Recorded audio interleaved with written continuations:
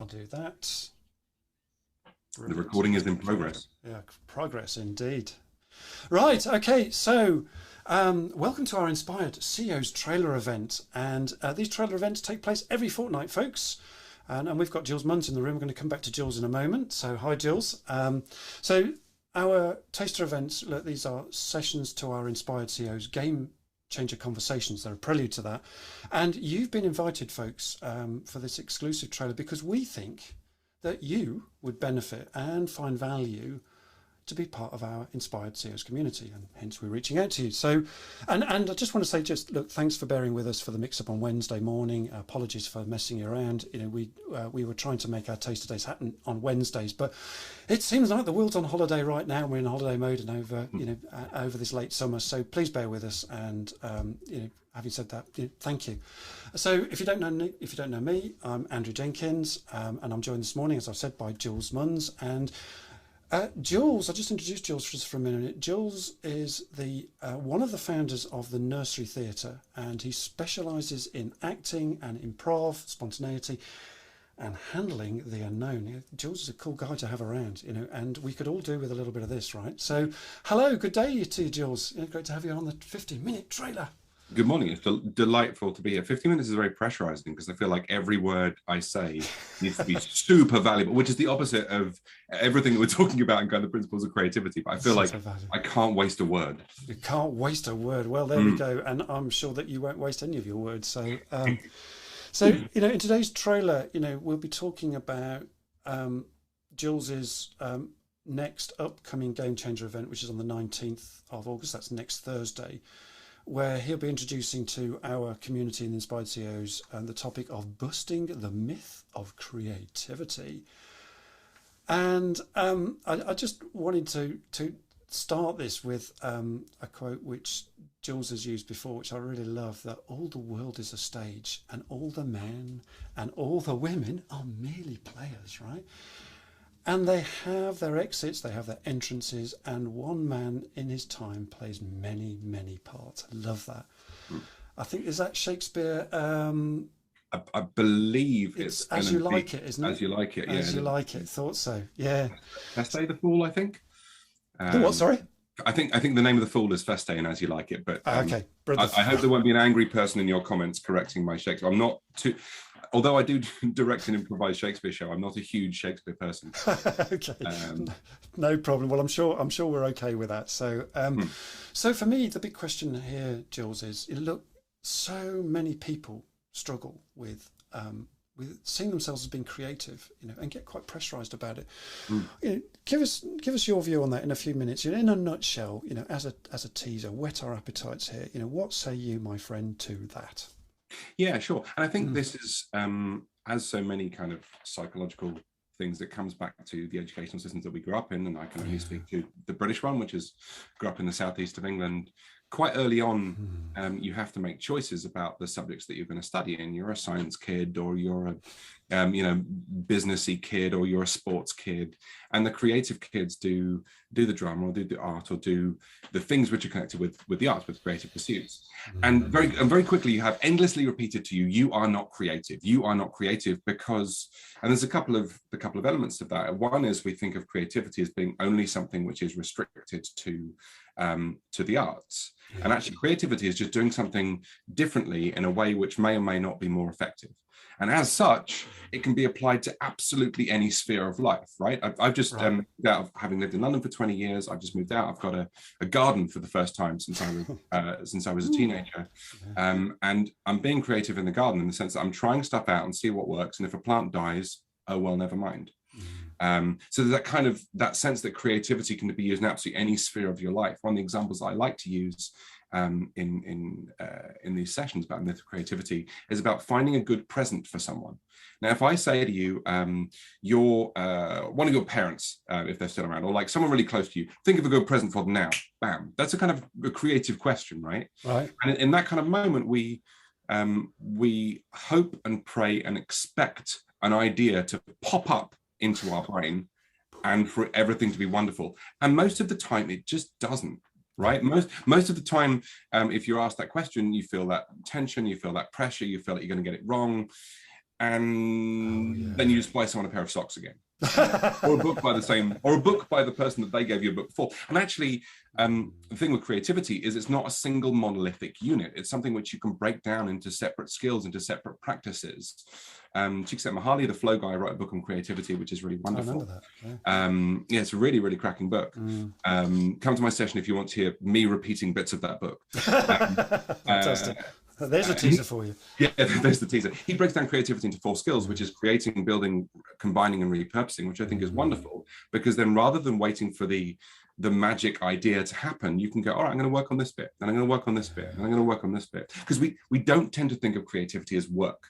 The image that I use is magic purple fire. It's like the genius waits, and then magic purple fire strikes them on the head, and they have a brilliant idea, and then they just have to write it down or sing it or put it into practice.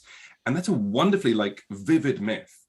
The problem is that it's not helpful to people who think of themselves as creative, and it's not helpful to people who don't think of themselves as creative. Because if you don't think of yourself as creative, you're like, I haven't got a magic purple fire conductor, so it's never going to happen to me. And if you are creative and it's not happening, how do I control the magic purple fire?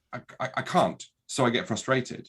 So what I'm really interested in, apart from taking creativity and allowing it to spread across any part of your life which you might happen to apply. I've got a 7-month-old kid, so creativity is all day, every day, at every single moment. And you wait, gets better and better, right?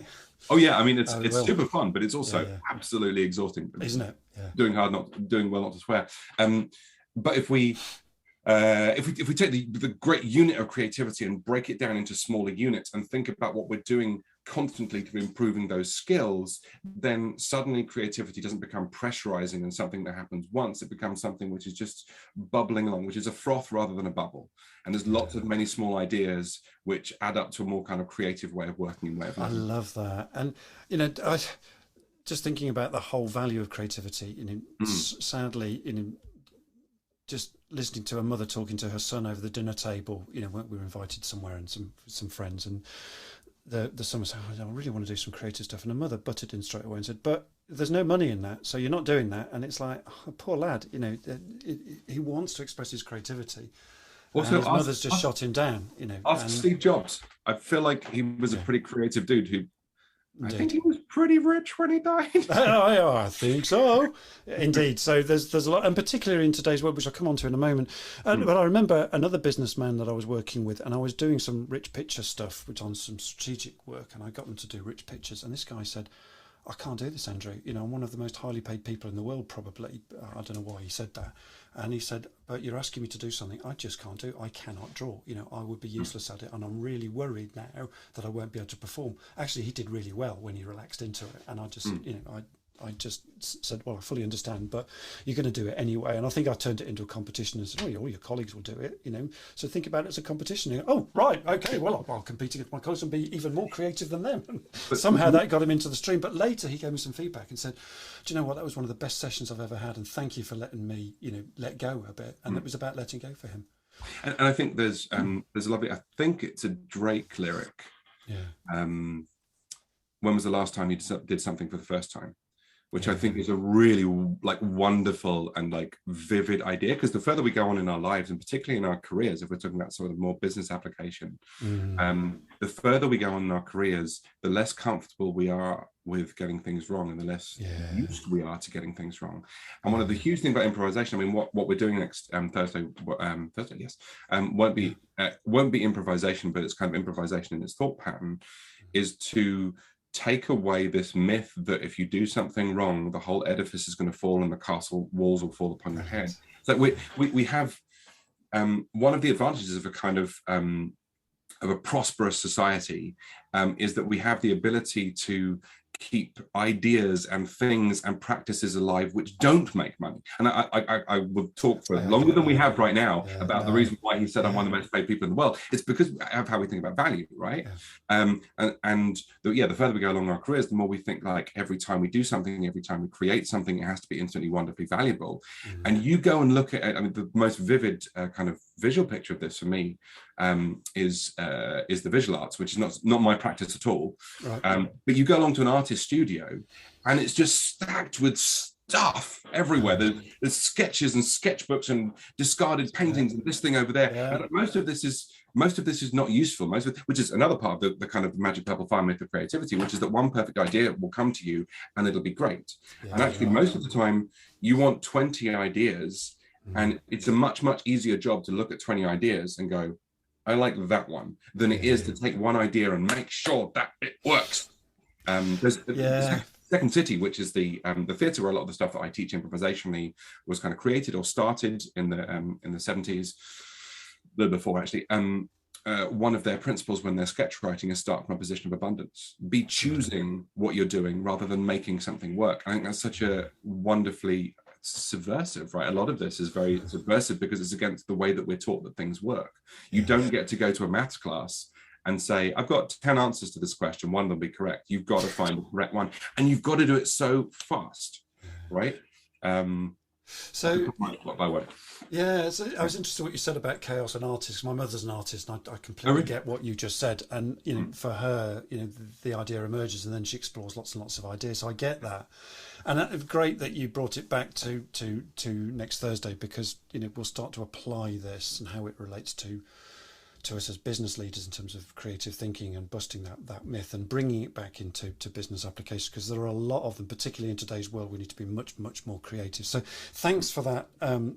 Those few sound bites, and we could talk forever on this, but so next Thursday in the Game Changer conversation in the room, in the Inspired CEOs room, I know, Jules, you're going to challenge us to busting those myths of creativity and have a bit of creativity audit as well, I understand, and to check what is serving us, what is not serving us in the areas that we'd like to be creative in. So all that lots to come next Thursday.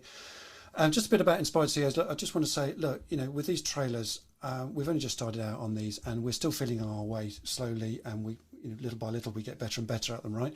So we're starting small, but we're intending to grow, baby steps, and all of those things. And our intention is that these trailers will become better and better as we go along. But more importantly, that we're sending these out to be extremely exclusive to you. So it's a personal invitation, because we want to grow Inspired CEOs in the right way, to invite the right people, and that's why we're inviting you guys. So bottom line is, we'd love you to join us, because we think you'd get a great fit for our Inspired CEOs room, and we'd love to chat to you more about what we do.